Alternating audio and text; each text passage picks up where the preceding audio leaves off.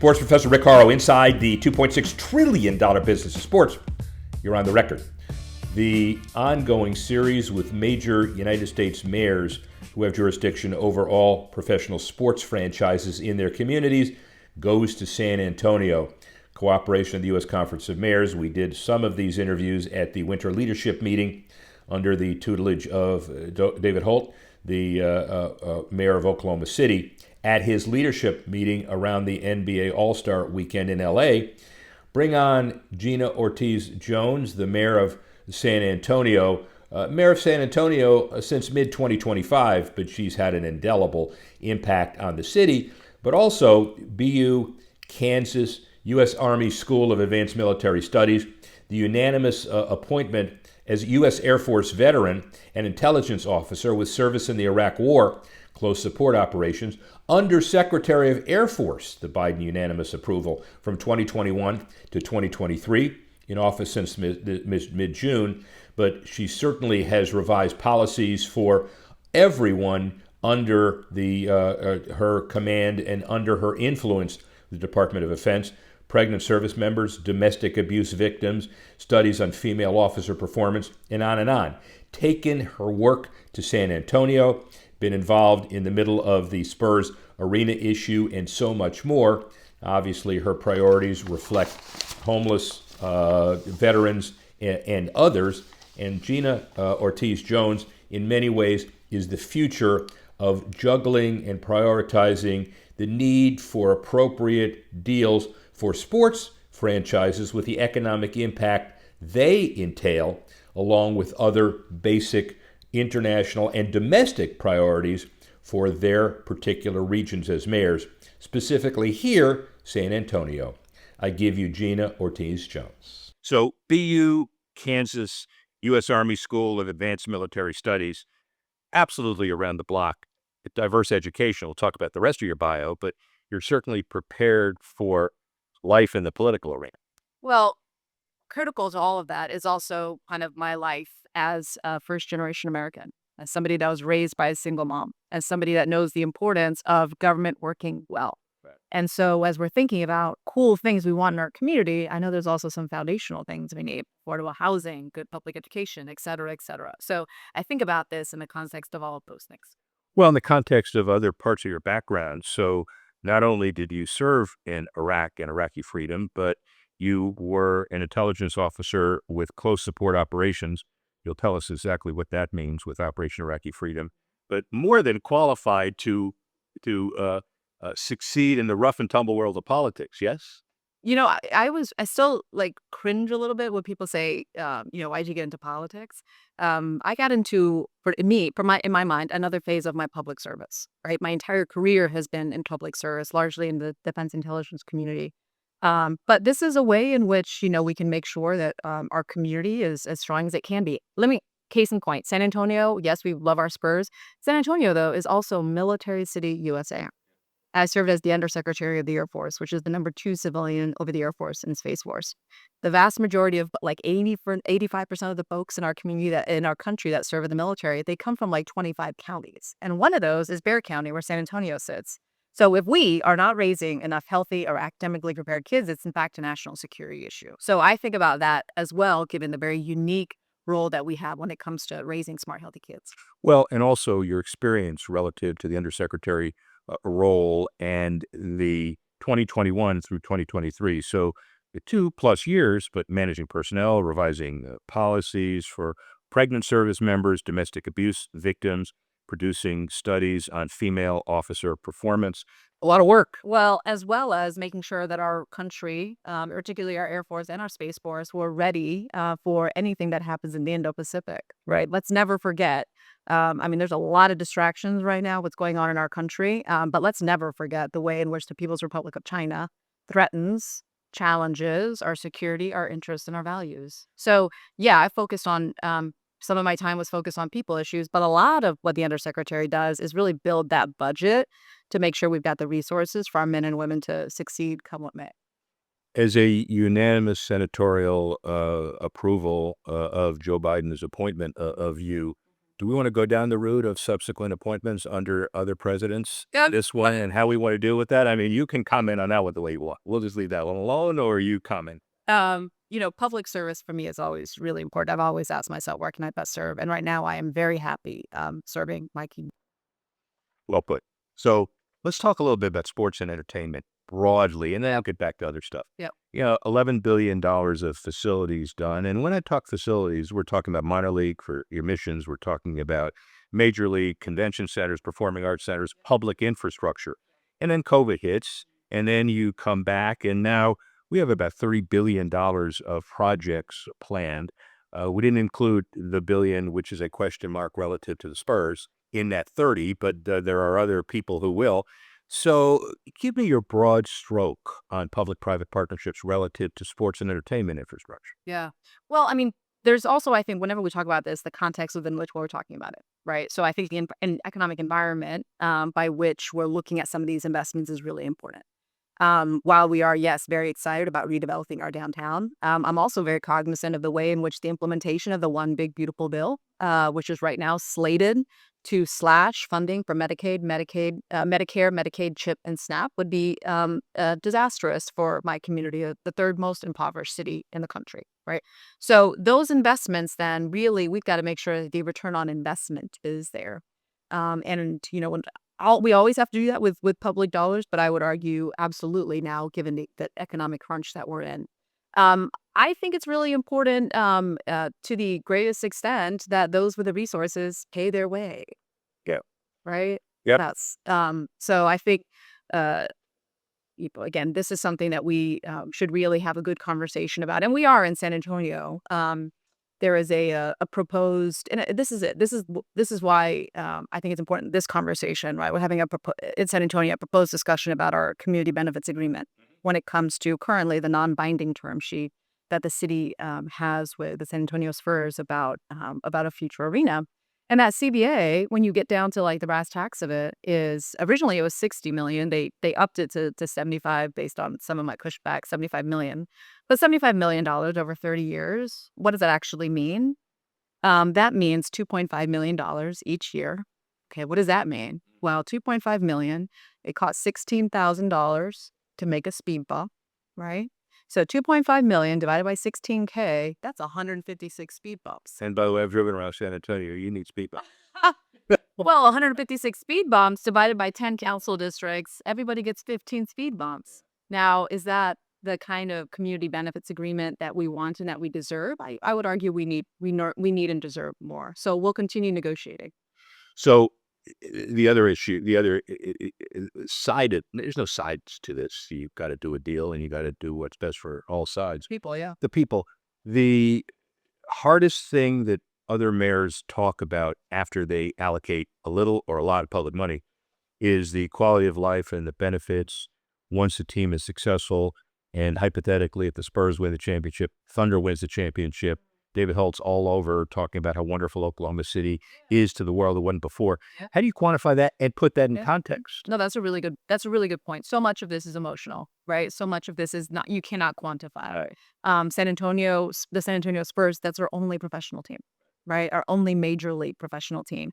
And frankly, like we are the no drama team. We have traditionally been the no drama team, and our city really. You think your coach will continue to do? Your new coach will be non-dramatic? Oh, I believe so. Right. Yeah. Okay. I feel like that's kind of a criteria to be associated with the team in general. So we're very thankful for Pop and his leadership over the many years, and the way he's also spoken up on issues that matter to our community. I think that speaks to kind of the organization that they are. That notwithstanding, public monies, we also want to make sure that the ROI is there. So. This is, we'll continue to have balance a number of things. To your point, the emotional piece of this, the way in which, everybody knows Victor Wembanyama, right? And we're very excited to have not only him, but also the number 2 player in the league, right? So those are non-quantifiable, but what I can quantify is debt. Right. What I can quantify is we're the third most impoverished city. So like the CBA, the ROI on these things, we got to make that map. So hopefully there's room for both, I guess, is my comment. Yeah. And part of the answer, it rests with a creative solution. Yeah. And so this is in the weeds, but I know the Mission's $160 million facility, and it's increment dollars are funny because they're called different things in different cities, and the net result is the economic impact is legitimate, quantifiable, created by a facility, could be funneled back into the bonds in some way. Now, who takes the risk and what's the coverage and all those issues are big issues, but I know your TIRZ revenue was TERS was abroad. Tax increment reinvestment zone. Right, as opposed to tax increment financing, as opposed to empowerment zones, all kind of the same thing. But is that something that is sustainable and supportable as far as an economic growth process for a community? So what's important for folks that are maybe not super familiar with how TERS work, TERS, at the end of the day, you're drawing a circle around an area and saying, okay, whatever your property tax level is today, you freeze it at that. Anything new, you get to keep in the area and reinvest. Part of that discussion, though, is always how do we understand the opportunity costs, right? Because ideally, that money would be coming back into the general fund, right, to pay for things that people also want: libraries, more cops, firefighters, et cetera, et cetera. So fundamentally, it's not about do we not support this facility or not. It's how are we having a strategic conversation about the opportunity costs in our community. And if you believe the stats, about 64% or so of communities with arenas in the top 5 sports have major contiguous developments. And here's the assumption: most of them wouldn't have happened as quickly but for the stadium and arena. Now, you don't know, but that kind of process, if it's evaluated and checked, Sure. I mean, look, something, in theory, right. Rick, I could also run a 4-minute mile. In theory, The likelihood of that happening, not very. I'm not sure I've heard about your outlet. My point is, it could, Yeah. and now you've got to have real strong oversight and strong leadership to make sure that happens and hold people's feet to the fire. But I think, as reflective of what I talked about earlier, 156 speed bumps a year, that ain't it. No, well, okay. And so, again, this is not argumentative in any way, but this is a guy who, in my advanced age, has put together a lot of these deals, and some not great, and some a model. And on the model ones, I'll tell you what we didn't do. We didn't look at a round stadium and say, stick everything in there. Let's find out what the millage rate is. Let's impose it on the citizens, and let's do a property tax bond that covers not only the deal, but the coverage. By the way, that was the way 80% of the stadiums were done in the 60s and 70s, back when, I was a teenager and you weren't even around yet. Yeah. And at the end of the day, you would admit that post-COVID shared information causes people to be a little more creative than they were before, and hopefully come up with solutions. Yeah, well, 100%. And I think to your point, like the more people understand what's in the realm of possible, the more they have questions about, well, why can't we try that? And look, my community paying attention, right? Paying attention. So, for example, my community, they just read about Michael Dell. Look, we like Michael Dell, Gator Day, 10% owner of the Spurs, right? And he just gave the administration, or allowed them, right, $6 billion for those Trump accounts, which are investment accounts for kids. And I'm not saying that's a bad idea. I'm just saying, if you had $6 billion for that, sounds like you could have paid for your own arena. Yeah. So there are. Right? So and this is common folks in San Antonio saying, now why did we need public money for that arena if he's got the resources to do that? And some will say, and they'll get into some folks will get in the weeds and say, well, he's only a 10% owner, blah, blah. At the end of the day, the point is you got it, y'all got it, the owners do, and the people do not, right? Do you consider this arms race similar to a arms race for a Volkswagen plant or a widget company, where you already got it, but does it leave no discussion of deadlines or ultimatums at this point? But the one franchise cities are always worried about. Memphis came through it, Oklahoma City came through it. Everybody did. How do you evaluate the competitive need to keep a franchise as it factors into all of this? Well, and so look, I may view this a little bit differently than some. We all love our Spurs, and I think that's indicative based on if we build this one, this will now be the 3rd arena that we build for them. So there's no shortage of love by the people of San Antonio for the Spurs. I do think it's important that we are operating and negotiating based on an understanding of our community's worth and not out of fear. Very well put. And I'm sure the negotiations will continue to progress rapidly because you're involved in a couple of other really important questions. So I know that we'll get, if we can put it on, the picture of you and Wemby to yesterday. What's it like when you can't hear him because he's like 5 feet above you? Did you have to yell? We almost had to like kneel, like bend all the way down.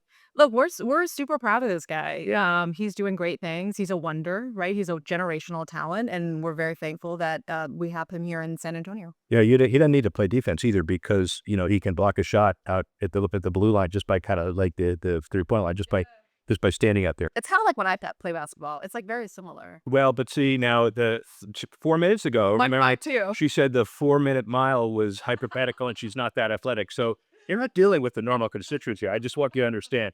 Final question. Your qualifications are more diverse, you would argue, than anybody on this planet, I would argue. And so as you go through the day-to-day politics where compromise has to happen at some point versus your military background where it's not necessarily black and white, but it's a little closer, similarities and differences. Well, what I don't compromise is my values, right? I don't compromise my values because a lot of the challenges that we're dealing with at the city level, they're foundational. They are foundational. The inequities, we're the most economically segregated big city in the country. And so, one of the discussions that we just had the other day is about, contemplating a fare free pilot for our bus system. And, at the end of the day, it's not friggin' rocket science. We want to help people or not. Right. And so much of this, I'm very thankful that I've been able to serve our country in a number of ways. A lot of what we're just dealing with now is helping people understand not only opportunity costs, but also courage. Right now, people are really looking for leaders that are going to prioritize working people's needs. And having been raised by a single mom, I know that is really important. And we remind people what good leadership looks like. And I challenge myself every single day to do that. Speaking of kids, so the youth sports piece of this is very important. I would assume that your minor league baseball team and your major league basketball team all understand the importance of giving back relative to youth sports, youth parks, youth emphasis. I think that's all important. And that's why it's really important that we are investing in the general fund, because those investments come out of general fund. They're community resources, right? I mean, it's nice to have kind of a nice facility, private facility on the north side or a nice private facility elsewhere. But I think it's really important we think about a common level of quality that all of our kids in San Antonio deserve. And that requires strong city leadership looking at what's coming into the general fund. And I'm going to trap you because this is not anything that's Pulitzer winning, but following up on that question, I've been asked to chair an initiative to include sports in urban debate all over the country. Yeah. So we're having an event in North Dallas with the Cowboys sponsoring it. We had in Oklahoma City, go to Houston. And when we think about San Antonio, the idea of sports making debate relevant, debate making sports cool, and all high school federations in the country include esports and debate as part of their sport. So Absolutely. We'll be talking? Absolutely. Look, hey, so debate is like the mental sport, Yeah. right? And when I think about my concern with our youth, it is the kind of the lack of mental adaptability, but like the critical thinking piece. So I'm all for debate. I think that's great. So you hear it here. It's a major commitment. Come to San Antonio. We're going to do it. Mayor, this has been a profound pleasure. Really appreciate it. Thank you, Rick. Sports Pastor Rick Horrow. Speak with you soon. You're on the record. Busy week, clearly, not only with some of the issues that transcend sports, but obviously also the deals that involve sports directly and indirectly as well. We have to get an opening drive to see all of these issues. Let's start with the NFL. $301.2 million salary cap for the first time ever. The big deal doubles the $155 million cap from 2016. Incredible. And the deal is the first time over $300 million, and it continues to rise. Television revenue, globalization, ticket sales, franchise values, all there. And the bottom line is that some franchises, like the Cowboys, way over. Some, like the Titans, way under. And for the parity-driven NFL, $22 million per year has been the rise. You have 10 teams that are well over the cap. Of those teams, everybody's trying to get under it by the March 1 beginning of the NFL year. See how successful they will be, number one. Number two, the Iranian Middle East war impacts everybody clearly, but the World Cup participation by Iran in this year, 100 days out, may be in doubt. The Iran Federation says it's impossible, yet it is 100 days out, and they play, or would play, Belgium, New Zealand, and Egypt in their early rounds, 100 days before kickoff. And when you think about the implications, this is a relatively low priority, but it has to work out in the overall bundle. And again, everybody's focused on implications for the World Cup. Obviously a bigger deal than that. That's number two. Number three, other impacts as far as the Middle East war are concerned. How do you get in and out of the Middle East? Well, for example, the English versus Pakistani cricket match scheduled in Abu Dhabi, canceled. American tennis players unable to depart Israel. Indian Wells may be affected by some of their players, like Daniel Medvedev, not being able to get there on time. The Formula One teams reroute travel for the March 8 season opener. And Pirelli Bahrain's test stranded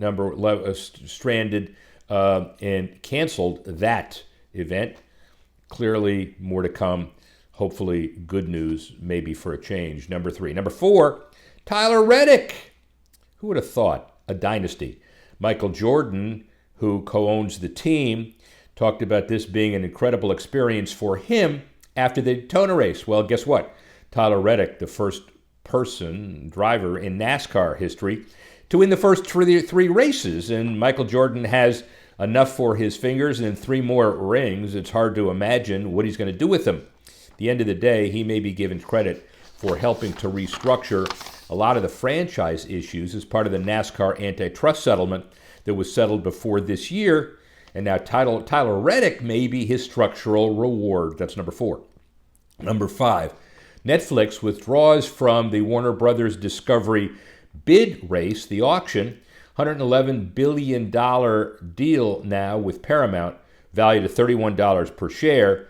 The board identifies it as an $82 million Netflix agreement, higher than that. What Paramount does now is maybe amalgamate rights, including NFL, UEFA, PGA Tour, UFC, WBD holdings, plus the Warner Brothers holdings, French Open, MLB, NHL. When you think of all of it, the Justice Department still has to weigh in, but it would be an amazing conglomerate if it happens. Here are, on the record, your 5 to watch for the next couple of weeks. Well, first, remember that controversial NFLPA report that ranked the teams from the players' perspective? Well, they couldn't release it, but it was leaked. And the Dolphins, Vikings, and Commanders, number 1 on the list. The Browns, Cardinals, and Steelers on the bottom. It was leaked 13 days after the league's grievance victory, barring public release based on the surveys of the 1,759 players, the Dolphins topping, as we said. We're not sure what the criterion exactly mean as far as the future, what about free agency and the like, but we do know that it is one of those things that some people are very sensitive about. That's number 1. Number 2, National Rugby League in Australia, record revenue for last year, an increase of about 107.7 million in Australian dollars, up 2% over last year. They recorded an operating surplus of about 64.8 million. Grand final viewership surged 34.7% to 4.55 million Australian viewers in a relatively small country. It is an incredible increase for one of the staple leagues in Australia. See where it all goes in 2026. That's number 2. Number 3, TKO expects a $60 million bill and no profit for putting on the UFC event at the White House on June 14. They expect a net loss of about $30 million on the event. Yeah, they say it's a one-timer and an investment for the long-term focus on earning medias with no independent profit, obviously a political accommodation as well, and a spectacle. Both are very important to UFC ownership and management. And again, we'll see how they recover from that. That's number 3. Number 4, top European clubs surpassed 30 million euros in revenue for this last financial year. UEFA's 2026 finance report says that the commercial income, the largest revenue stream, up about 10% in 1 year, new all-time revenue high for the next year, well above that 30 million euro rate. That's number 4. Number 5, the 2026 World Baseball Classic. We're ready for it this week. 20 teams, 190 major leaguers, 70 global participants, 10 new global sponsors. In Japan, Netflix 47 streamed games, and the World Baseball Classic has become a means to an end, not just to get through spring training, but a whole lot more. And that's number 5. Well, we'd like to thank Callie Kazar for helping us put this together. Thank you all for listening and watching. And joining us next week when we continue to go on the record. I'm sports professor Rick Horrow, $2.6 trillion business of sports. Speak with you soon.